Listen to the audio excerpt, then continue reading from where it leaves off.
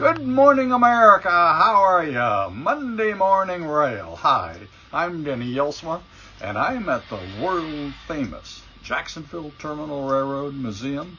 And today is Monday, and we all know what Monday is.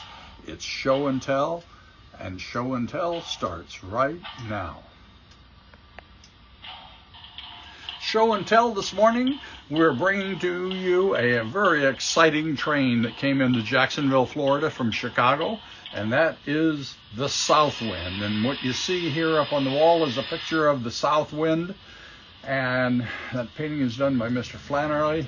He's an L&N. That was the L&N with its streamlined train or streamlined engine pulling the South Wind, and the year is in the 1940s.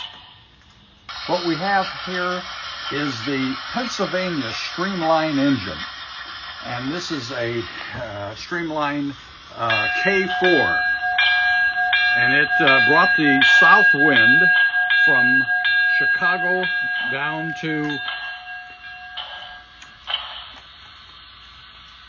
Louisville on the Pennsylvania Railroad.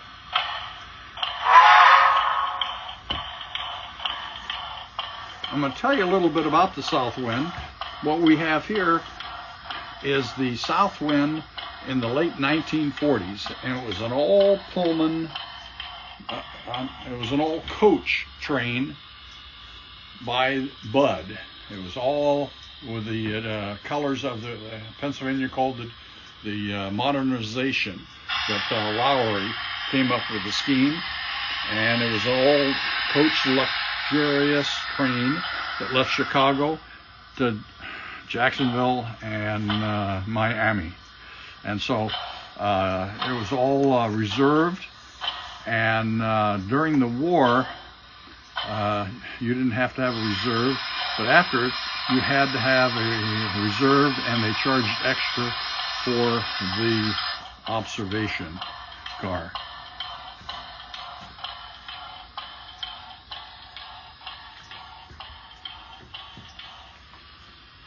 This train was handled by the Pennsylvania out of Chicago,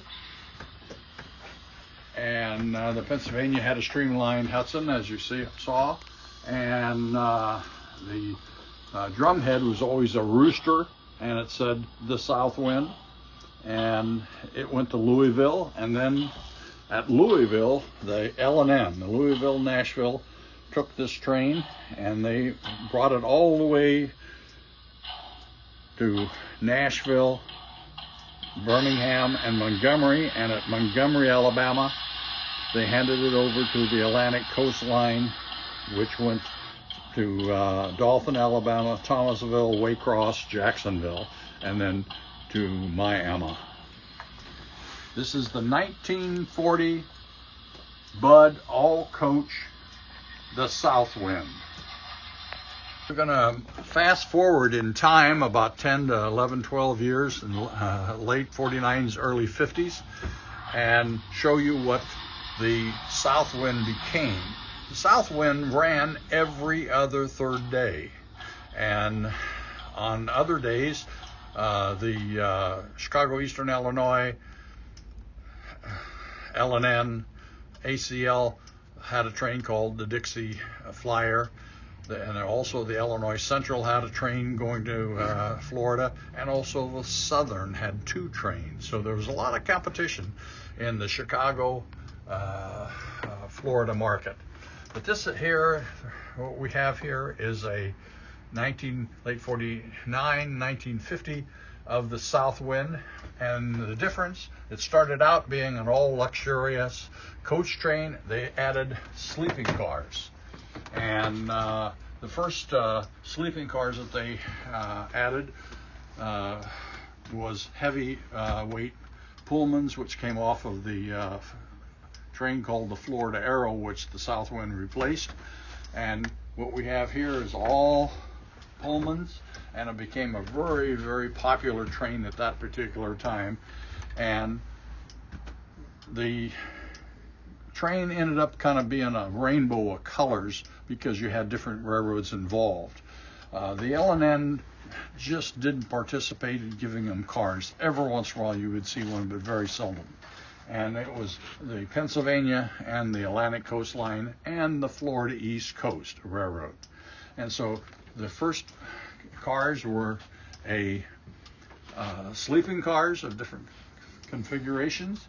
Then we had the extended full dining car, and then we had coach.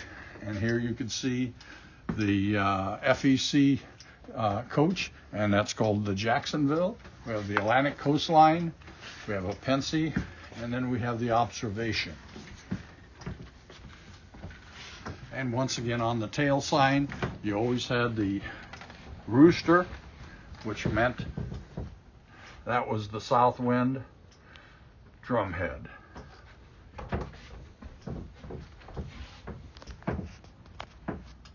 And today, that's the way it is at the Jacksonville Terminal Railroad Museum in beautiful Jacksonville, Florida, with show and tell.